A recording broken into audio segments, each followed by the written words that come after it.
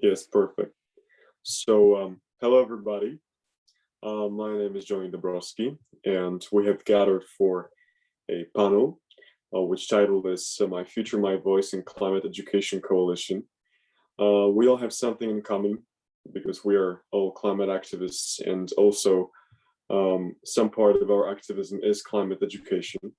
But we're not going to talk only about climate education today, about many other various aspects of activism.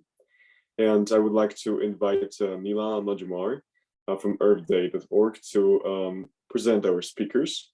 And after that, I would like to invite our speakers to present themselves. Thank you, Johnny. My name is Mila Majumdar. I'm Director, Education and Outreach, South and Southeast Asia with earthday.org, the organizers of Earth Day every year since its inception in 1970.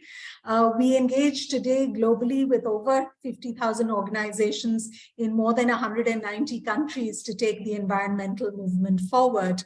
And we really believe that building youth leadership in climate actions through education, promoting social entrepreneurship and advocacy skills with youth is really important, which is why to mark the 50th anniversary of Earth Day in 2020, we launched the My Future, My Voice campaign, which is why we are calling this session My Future, My Voice, because this initiative places at center stage the role that youth play across the globe as responsible, environmental friendly citizens.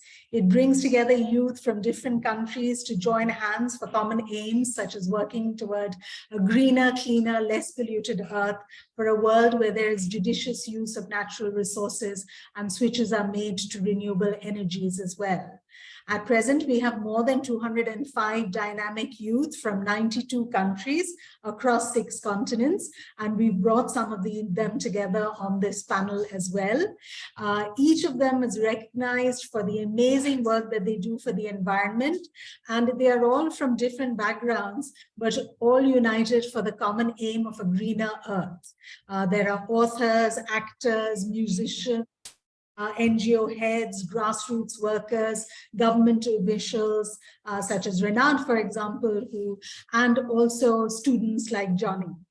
And we are now opening the initiative to receive additional nominations from other countries. Let me remind you, we are at 92, and we want to reach 100 by Earth Day 2023. So if you know of any other young youth who are climate activists and can be our youth ambassadors, all under the age of 35, who are doing excellent work, do send us their details and we will be happy to interact with them. Today's moderator, Johnny Dabrowski, is from Poland. Johnny, let us know where you're joining us from. I am in Warsaw. It's very cold today. Okay, so Johnny used to be part of Fridays for the Future team, and he's also founder of the Net Zero School. So perhaps we can hear from you, Johnny, more about that. But today I know you're going to tell us more about how you have been part of the Transforming Education Summit, the various COPs, and how you were even part of earthday.org's Climate Education Hub. And for COP28, you've launched something special. So I won't take that away from you right now, and we will hear from you telling us all how you have written this open letter to the presidency of COP28, asking for climate literacy to be mandated in schools all across the globe. Well, it wasn't only me, it was 100 organizations, including 2 present today, World Organization of the Scout Movement and Climate Science are also members of the Climate Education Coalition, which, yes, was actually created at the Climate Education Hub, which was hosted by Earth Day on COP27. That was the first ever climate education pavilion at COP in the history of COPs. And so I was very proud as a member of earthday.org to help gather organizations from around the world who are doing a fantastic work for educating people, for pushing politicians to introduce climate education to the curricula, and to try to get them together and join join forces towards introducing climate education worldwide and educating people about climate worldwide. Absolutely brilliant. And we're so happy to have other youngsters such as yourself who are doing amazing work. We've got Kanika Prajapat from India as well. She has joined us from Pune, and she is part of the Climate Science Olympiad that she's going to tell you about. But her background is in technology. She's a technology graduate from India's premier institute, the Indian Institute of Technology, Delhi. And along with two other batchmates, she co-founded something called Kriya Labs. And Kriya Labs' vision is to create impact and usability of products made from agro-waste, a valuable resource which would be otherwise going to waste, and to solve the problem of environmental degradation with decentralized models. So perhaps, Kanika, you can tell us about that later. You are in this manner what we call a young earthpreneur, because with Earth Day, we just launched a contest for college students across India, and it's called the Young Earthpreneurs Awards. And last year we had students, mostly engineering students, who came up with green solutions. And this year's Young Earthpreneurs Awards is actually going to be on sustainable fashion, because we want to end fast fashion and we want youth to be much more eco-conscious of their consumption patterns, and we want to promote sustainable fashion amongst the youth. So Kanika, we're very happy to have you joining us from Pune, Maharashtra. We are also going to have Abhir Bhalla joining us a little later. Abhir is actually traveling between two cities at the moment, and hopefully he'll be able to join us and introduce himself a little later. He's a youth environmentalist and sustainability consultant. He's also a TEDx speaker. He's one of BBC's top youth environmentalists. He's been recognized as such, and he's a youth advisor with a governing body at CHEC, and he's also a podcaster. So perhaps we can find out from him how he uses his podcast called Candid Climate Conversations to create environmental awareness. So Abhir, like Kanika, is also one of our My Future, My Voice youth activists like Johnny. And we also have joining us from Malaysia, Renard. Renard is also working in sustainability. I believe, Renard, you are the sustainability head for an organization in Malaysia. So do let us know about that. Apart from that, we know that you've been an environmental advisor to CENT-GPS, and you are the co-chair of the Climate Change and Disaster Risk Management Working Committee, which is the subgroup lead for the United Nations Collective Climate Action Task Force. So we have a lot to learn from you. I know that you have published many articles in international journals as well, and you are considered, you have been named one of Asia's 21 young leaders by Asia Society, a young leader by the World City Summit, Malaysia's top 10 most inspiring green warriors. And you are also listed amongst the 50 most prominent green warriors by Asia Tatler. And I believe you're also part of global shapers like my colleague Ajay Mittal in Calcutta. So thank you, Renard, for taking time to join us today. We also have Hannah with us, and I thought she was also joining us from Malaysia, Renard, but she will be reaching you very shortly.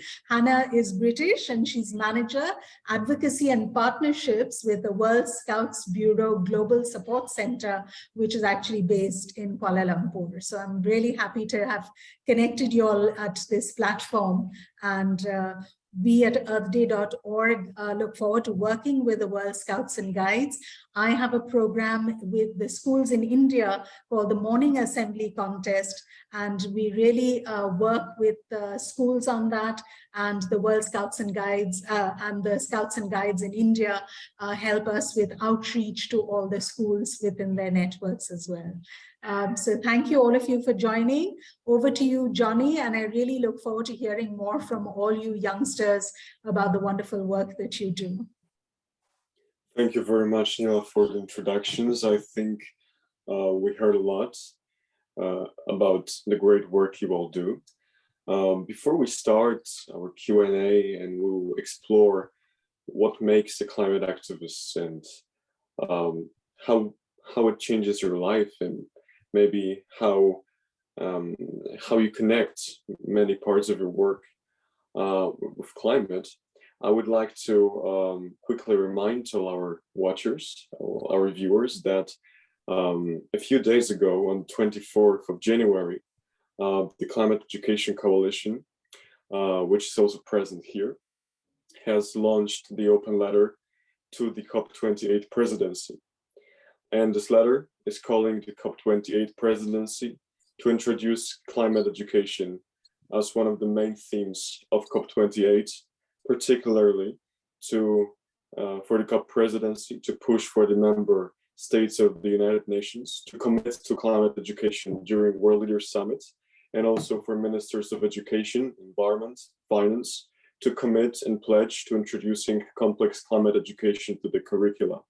You are able to sign the open letter to the COP28 presidency, even if you are an individual or an organization, whoever you are, you can sign the letter and be part of you can support us in bringing this message to the COP28 presidency.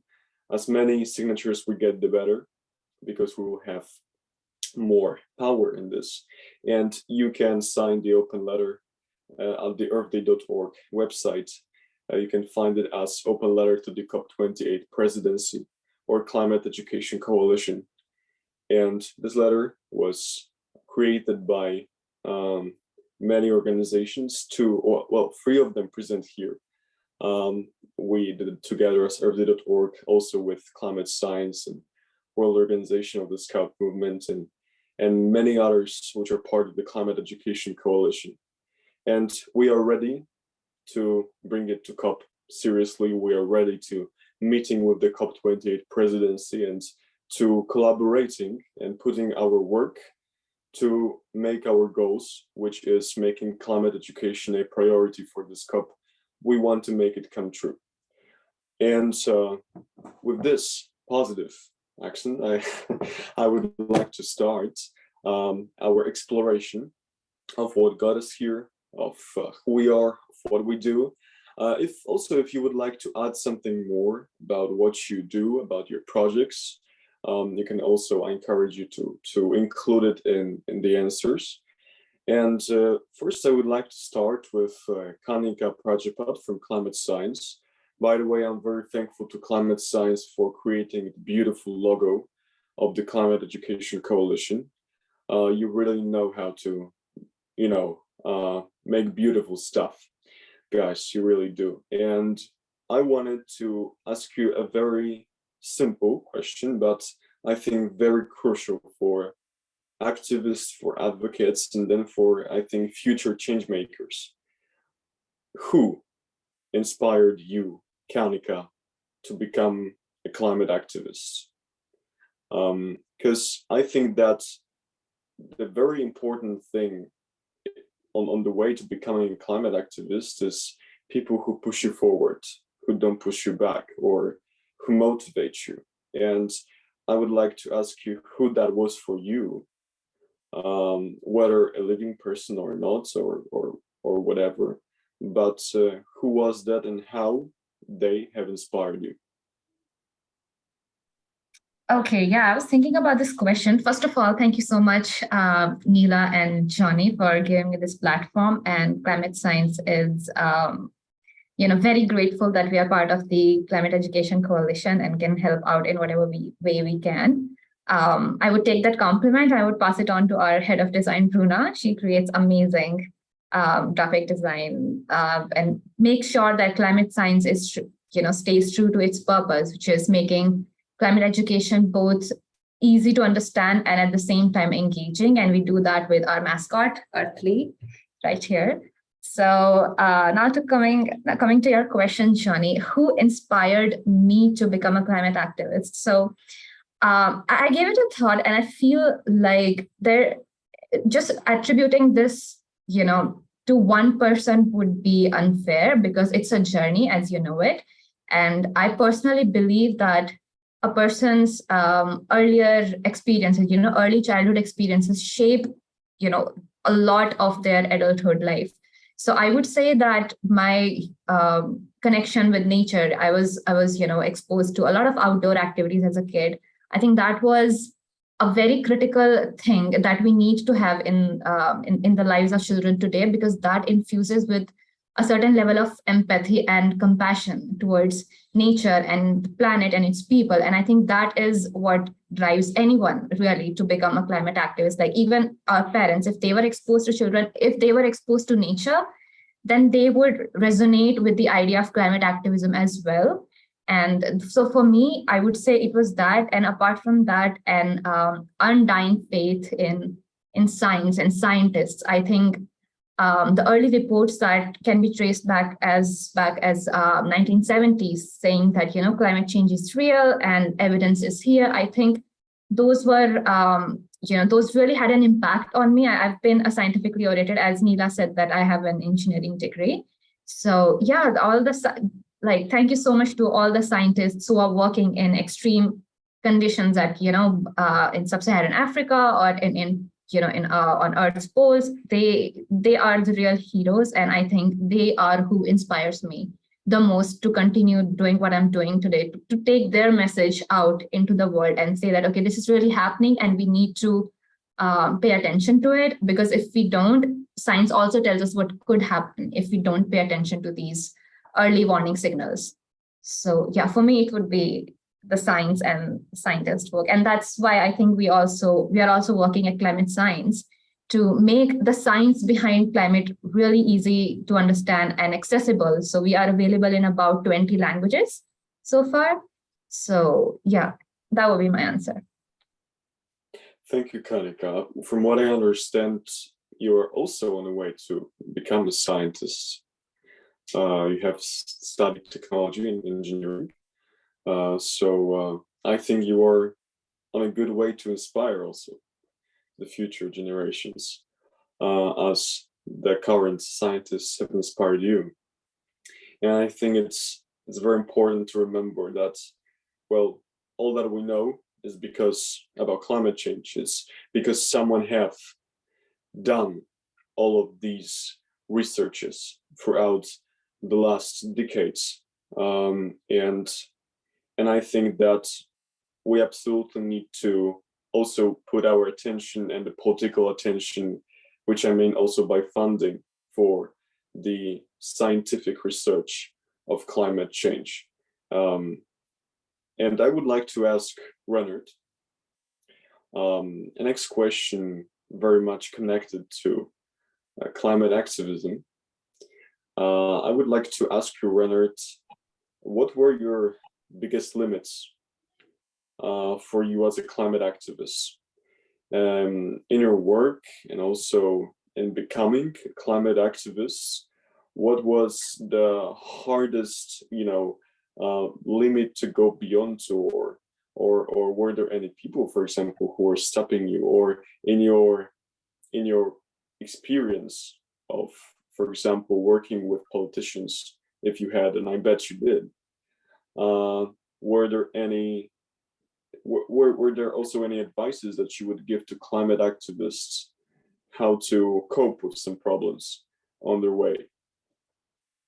Yeah, well, thanks, Dave, for giving me this opportunity again, I suppose, to share some of my experience. So the way that I sort of stumbled into climate activism was really, to a certain extent, not by choice. I grew up in a small fishing village along the east coast of Peninsular Malaysia. And as a young kid, I think I've seen firsthand the devastating impacts of flood events, and how people in my village were, affected year after year, even until today, they're still facing the wrath of whatever that we do to nature, the fact that we're ignoring climate action. I think losing a close friend at the age of 10 really had a huge impact on me. And one of the challenges that I faced, I think at that age, was just trying to come to terms and trying to grasp the severity of such catastrophic events. I remember asking a lot of people around me, why were all this, extreme weather events happening so frequently? And everyone would just say that, it's an act of God. There's nothing much that you can do, which basically set me out on a path to seek answers and led me to a career, right, in climate science and trying to find engineering solutions to solve some of this, hence my involvement in natural disaster studies, as I've come to know. So, challenges, there are many, like apart from awareness, the fact that, sometimes when we communicate climate science, it's almost what people say 30,000 feet above ground. There's a lot of technical jargon that is being used. Sometimes people on the ground don't really relate to it as much.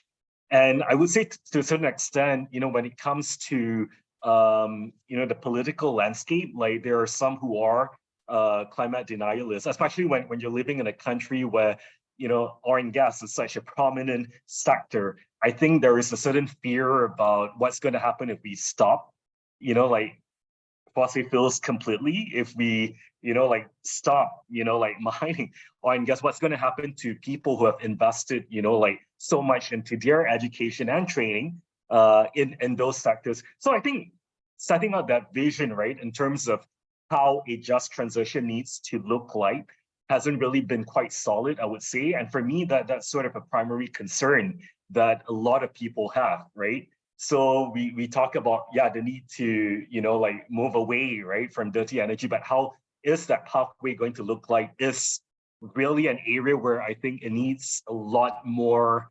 I suppose like visible path, like in terms of how people need to get there.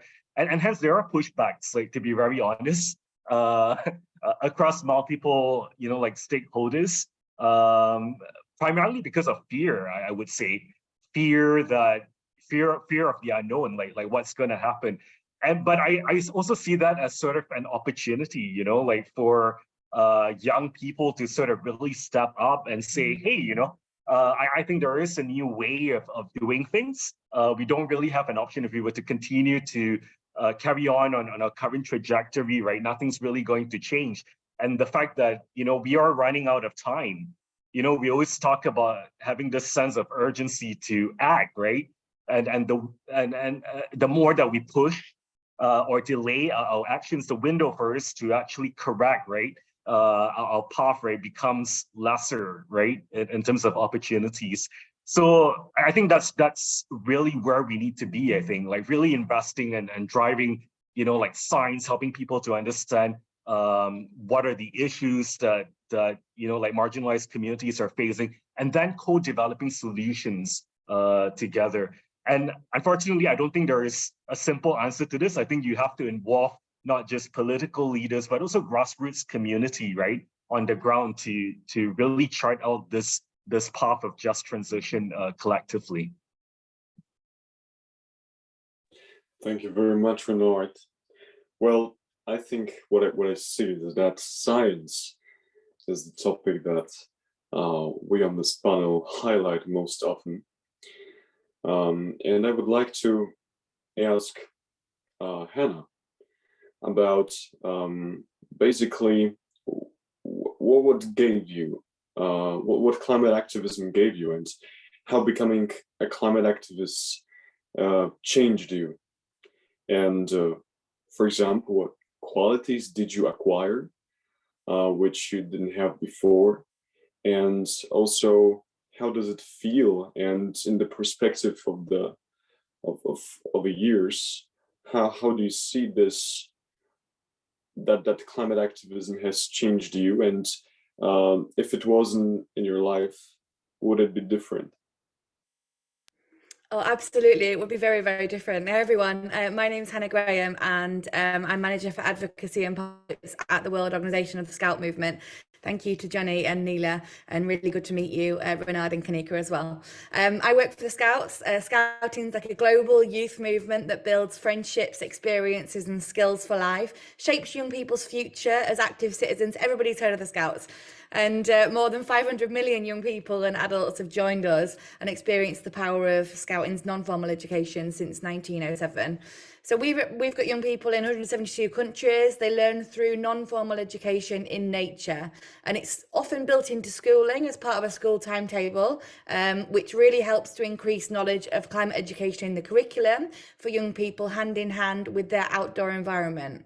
But for many other countries around the world, young people are actively making the choice to join the Scouts or other youth organisations to learn about the world around them because they just can't receive this type of education in school. So we've worked towards the SDGs long before 2015 and will continue to do so long after 2030. And climate literacy delivered through non-formal education really helps to build valuable skills in young people, I'll talk about in a minute. And fundamental to all the non-formal education programming is like protection of the environment and engagement with nature. For Scouts, nature is their classroom, and we adore the outdoors, and because of that, we're committed to protecting it. So becoming a climate activist for me, I'm going to answer this with a little bit of a story, and one that starts with probably a surprising fact considering the work I do today. I was never a Scout when I was younger. When I was a young person growing up in the UK, live in Geneva now, I was never a Scout. I went through many youth organisations, had a hard time at school, but never really found somewhere that truly fitted. And that's because I grew up in a rural village in the north of England. I never really knew anybody different to me until I was 18 when I went to university. And that's a really damaging environment for a young person, never getting to meet anybody that challenges them or educates them on a different background or experience. And it was only when going to university, I remember sitting in my first class, and the Students' Union came into the class. I studied computer science. I was the only girl on my course. And they said, we need to elect one girl and one boy to be course representatives for the course. And of course, I was the only girl in the room. Now, I probably was the one person that group did not want to be the course representative, but by default, I became the course rep. And if I knew what I knew now about the fact that, you know, respecting equality and diversity, gender isn't binary, and you can't elect somebody purely based on gender, I would have challenged that. I didn't know that then. You know, I'd gone to university with no experiences and just wanted to pass my degree. So going along to the Students' Union, and they said, well, why do you want to be a course representative? Why do you want to represent your students? And I explained the situation and said, well, it shouldn't really be like that. But through that time and that experience and people educating me and giving me the representation support and giving me a platform, I learned that actually people do want to listen. People in power do value my opinions, and I'm paying for this education. I should be able to shape that. So fast forward many years doing that, I ran to be president of my Students' Union and won. And that was a real fast learning curve, and you know, enabled me to really like defend free education on campus that inspired and compelled me to take action against the growing intergenerational and cultural divides in our society. I was a socialist before an environmentalist, honestly. After 2 years of being president, I joined the Green Party years ago because it was the only party liberating the marginalised, championing diversity and giving a platform to young people. And that place gave me essential life skills, a supportive network of peers, and really believed in me and my values. So since then, there's been parliamentary candidate, London Assembly candidate. I've spoken in the House of Lords about climate education, and I've been elected to co-chair the youth and student wing of the Green Party as well. So the types of skills that it gave me, it changed me because it helped me to learn about the world around me. Life is not just a singular experience based upon the lottery of your postcode or the people that you choose as friends. To truly understand the world, you've got to understand the people in it. And through the Green Party and Scouts now, you know, I've been able to meet climate activists and green politicians all over the world who have really educated me on their backgrounds and stories. So it's taught me the values of inclusivity, to be respectful of equality and diversity, and to ensure, that the world is rarely equitable towards diversity. but especially in the climate negotiation space. And there should be better representation in the global climate space. Young people, people of colour, Indigenous people, women, people with experiences that they need raising to the global scale. So it's been a really crazy story since that day I was made course representative, but I never knew the world around me wanted to listen or even cared about my opinion. And now I work with scouts all over the world who also have that same opinion. You know, they don't know that people want to listen, or they don't know that their voice is going to be heard, but I work with them to inspire their advocacy and make them aware that their opinions are valid. People are interested in what they have to say, and decision makers will listen. Thank you so much, Hannah, for this inspiring story about, well, a great adventure. And I hope that you never stop it and that your life keeps even more exciting and valuable. But what you said in the beginning, I think it was so important. And I think it's also what Kanika said about being raised in a natural environment or close to a natural environment. And also Renard, you also said that you were born by the sea. I'm a guy of a city, so I live in Warsaw all the time. But similarly, my own parents have also inspired me to discover the natural world. We were also always traveling when I was very young to forests, mountains, lakes.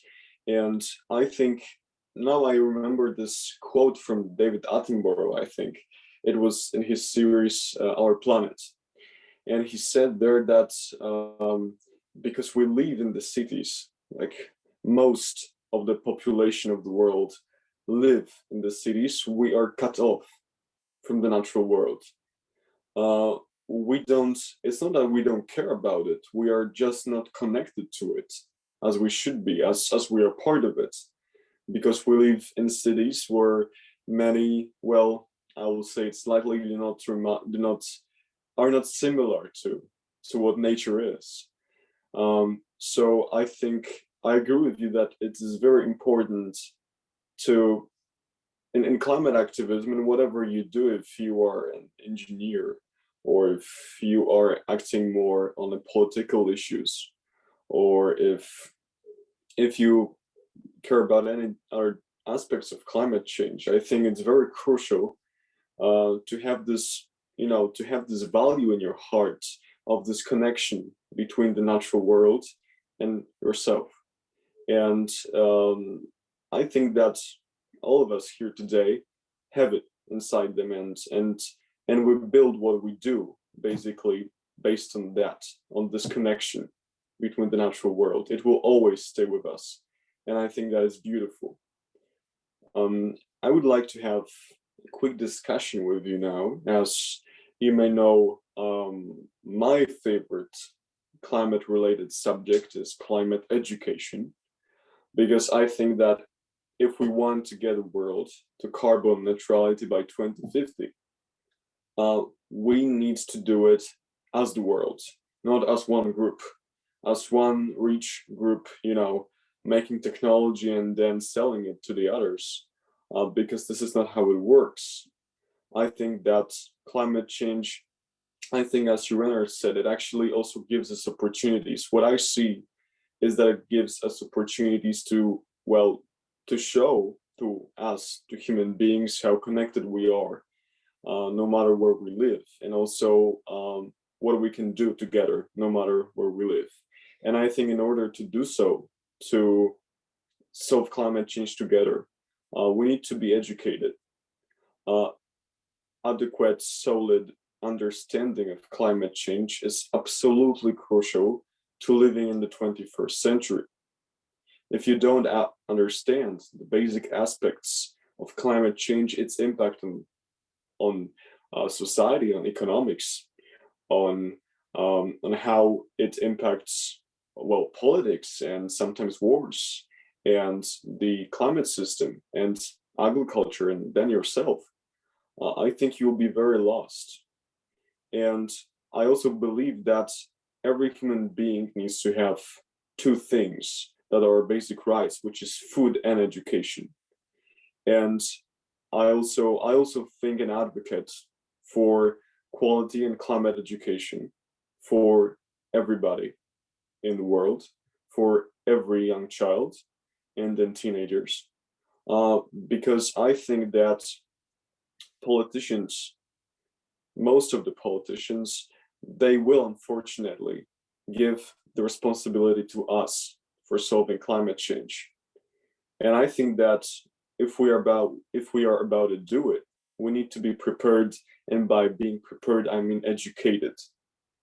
I would like to know if you share what I say, if you agree with me, and I would like to invite you for a discussion starting with the question that do you agree that climate education, if introduced to schools worldwide, would inspire more students to becoming climate advocates?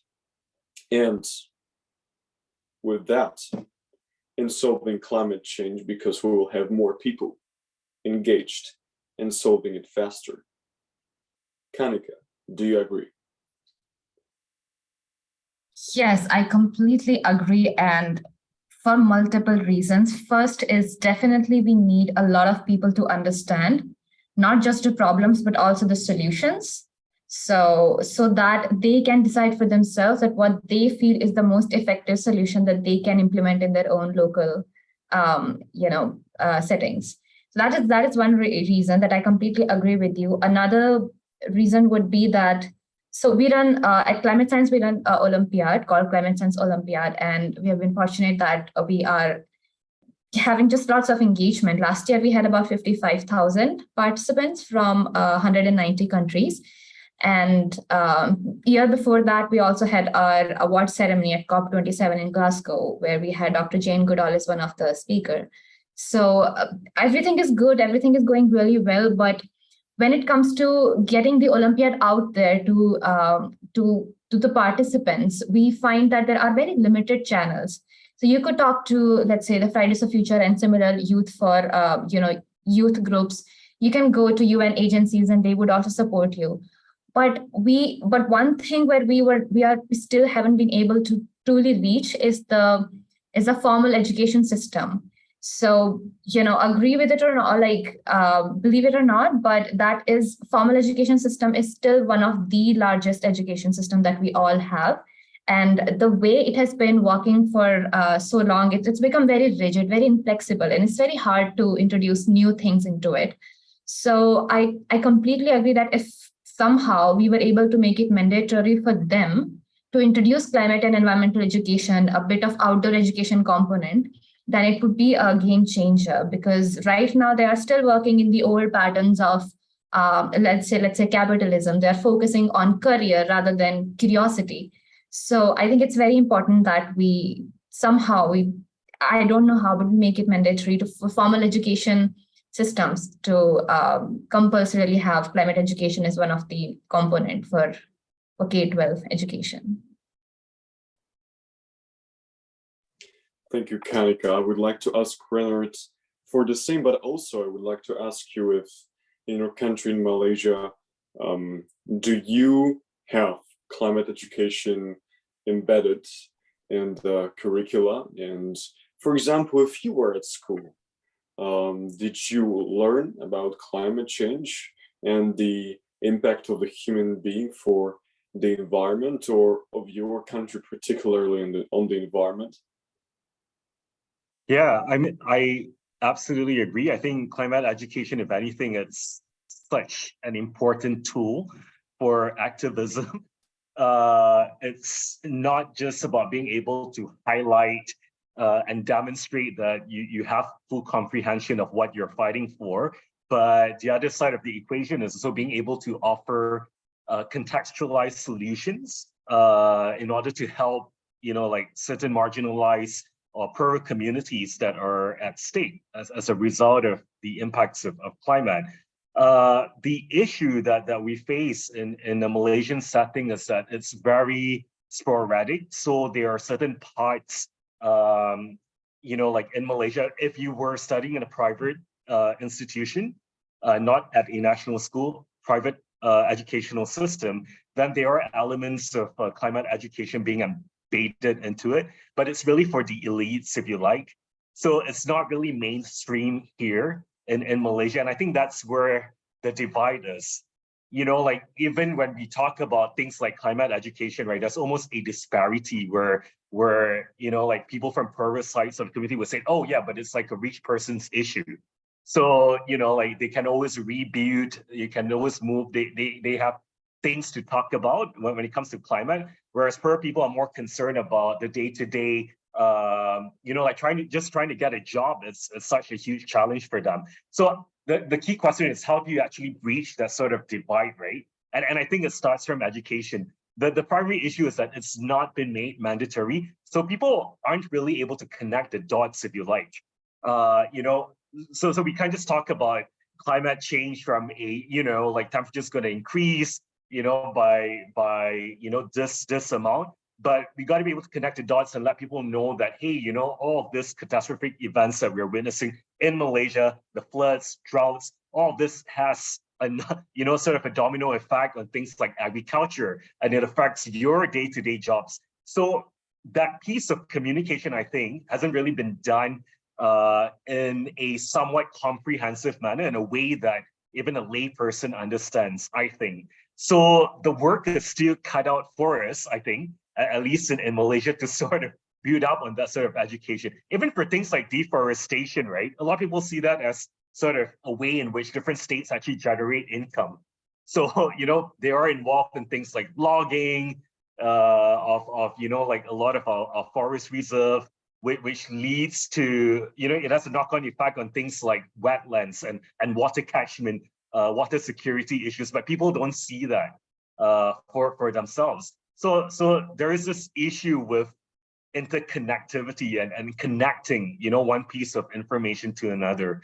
And we have a long way to go, is what I would say, in terms of raising that sort of awareness here in Malaysia. Thank you, Reinhard. I would like to ask Hannah, well, I know you agree, Hannah, because we work together in the Climate Education Coalition, but of course, I encourage you to answer the question, but also I would like to know what the World Organization of the Scout Movement is doing for climate education in your own capacity as the organization in the different parts of the world where you were active. Thanks, Johnny. At Scouts, you know, we believe all young people shouldn't just receive climate education, but they've actually got a right to climate education. And we know that the Convention on the Rights of the Child states that children have a right to share freely with others what they learn, think and feel. They've got a right to an education and the right to a clean, safe environment to live in. So that's very important when, you know, you're advocating on behalf of young people, or you're providing a platform for young people to advocate on a global scale. There is that sort of global legislation in place to use in speeches, in frameworks, in policy papers. So we know climate education is special. It really opens up young people's eyes to the realities of the world and awakens them to achieve a world with more justice, equity, human rights for all. And it gives them skills, opportunities to reflect and share their own points of view and really play an active role in society. And I think there's a lot of discourse around the world which looks at young people in a negative sense or puts young people down. So, but I really think that through the work of climate education, empowering young people to take action, speak out, that paints a really bright picture of young people and enables them to take an active role in society.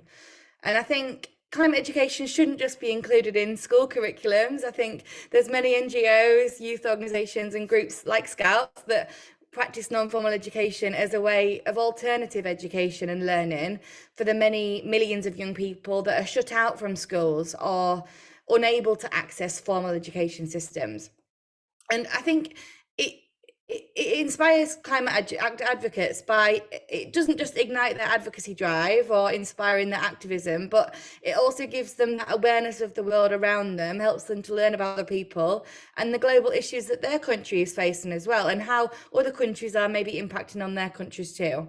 And I also think most importantly, it gives them a safe space to learn and explore their minds, speak out and take action. We can't expect young people to get things right first time, every time. They're still learning, but a safe space to get things wrong and be supported by their peers, it's just essential for the development journey of a climate advocate. And I think nobody can kind of give that label to a young person. The decision to become a climate advocate is the choice of a young person and their choice alone. And I think in many countries, this is a very dangerous practice still, and we should never subject young people to a situation that they might be harmed. And just to answer the final part of your question, Johnny, about what Scouts are doing in terms of climate education, my job is advocacy and partnerships. We take Scouts to COP every single year. We also take Scouts to the Biodiversity Convention, many different conferences throughout the year, the Water Conference, UN. We empower young people these are young people that have been Scouts all their life, right? They've been a Scout when they were younger. They've seen the world around them. I think the best climate education is actually going out and being around nature and biodiversity, seeing it for yourselves and seeing actually how the effects of climate change have impacted on the wildlife and the biodiversity in your own community. Even if you grow up in a city, Johnny, there are still wildlife and biodiversity around you. So I think there's definitely lots to see. So we take Scouts to speak about their experiences at the global level, and also all of the programming that they do as part of attending the Scouts has a fundamental element of nature and biodiversity in it. So even if you're talking about a mental health program, even if you're talking about sexual health, body image, whatever, lots of different programs that we run, they've always got a wildlife, nature, environmental element to those programming. So they grow up being active citizens of the world. They grow up protecting the environment and understanding their community to be able to take that to the global stage and present that to decision makers. Thank you, Hannah. I agree. I also had the pleasure to meet many of the Scouts at COP27 in Egypt, and I'm also looking forward to meeting them in COP28, and also exactly the same for Reinhard and for climate science team. I know, I have the news that Abhir will join us. Is Abhir already with us, or he will join in a few minutes? I guess he'll join in a few minutes. So we're part of this Learning Planet Festival today because it was on the 24th, and the Learning Planet has been saying that this is a first step every year in talking about the environment. We commemorate the International Day of Learning, and then it sort of leads up to Earth Day, which is on April 22nd. And then there are so many other environmental days for people to commemorate and join and take these various discussions forward. Perhaps, Johnny, you can tell everyone a little bit about our other focus areas for this year's Earth Day theme. Of course, I mean, it's very simple. We want people to plant trees. We want people to do global cleanups. We want people to promote climate literacy. I mentioned sustainable fashion, and of course, restoring our earth in whatever way we can.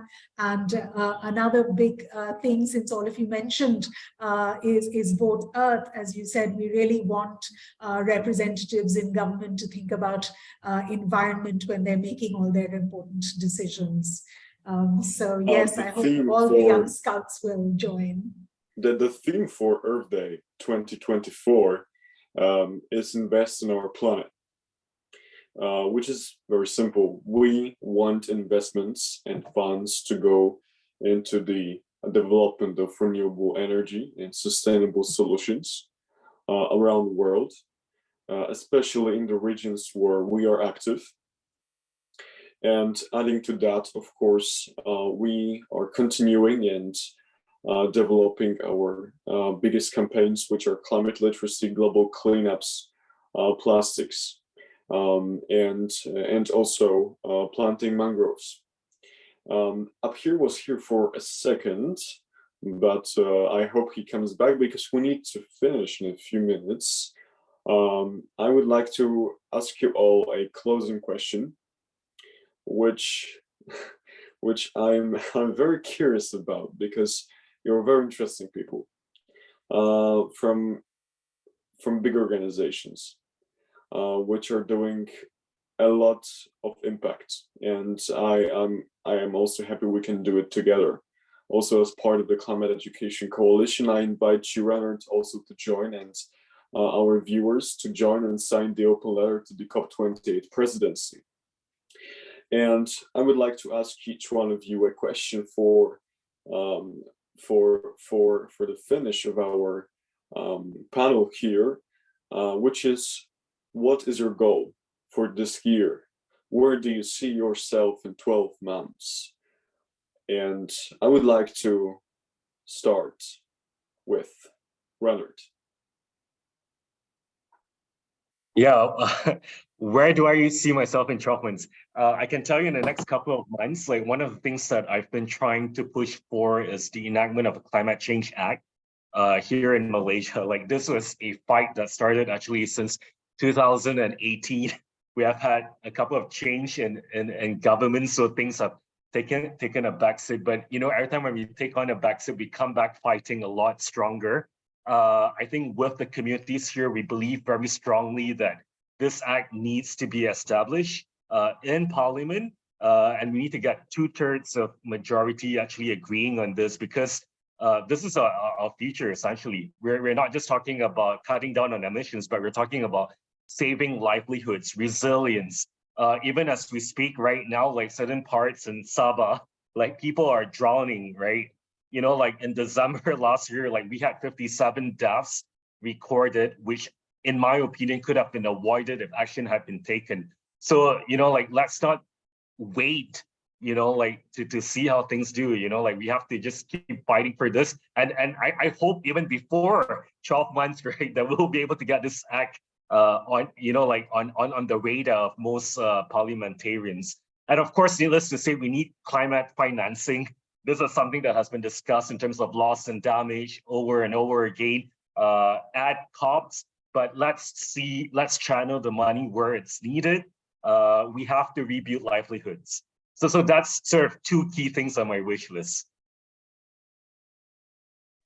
Thank you, Reinhard. I wish you luck. Kanika. Yes, so one of the goal is to support the coalition, the Climate Education Coalition, in getting that open letter and its content out there as far as we can, because it's very, very important. Apart from building our case to the COP28 presidency, we as an organization, Climate Science, we would also like to work with at least 5 governments to get our resources, to get our programs out in their country, possibly as a supplement to their own formal education system. So yeah, those two would be definitely one of our most critical goals for this year. And apart from that, yeah, in general, just engage lots and lots of people in climate science, and exposing them to our content so that they can understand it better and take more meaningful action. So yeah. Thank you, Kanika. Up here, if you can hear us or see us, would you like to answer what's your plan for this year? Hi, sorry for the delay. Can you hear me? Yes, we can hear you. Okay, great. Sorry, I just got done with my classes, so it's been a bit hectic. But well, what are my plans for this year? I'm hoping to actually make some impact looking forward to COP28, hoping to make some impact there.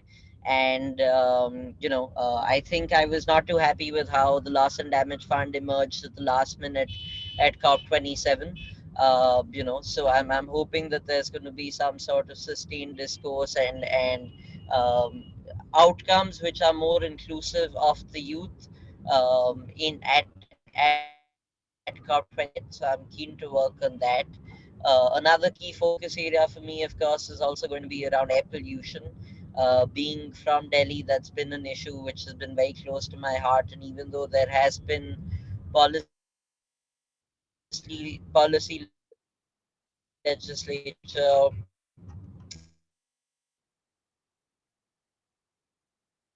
I think Around you're lagging a bit up here. Can you hear us? that.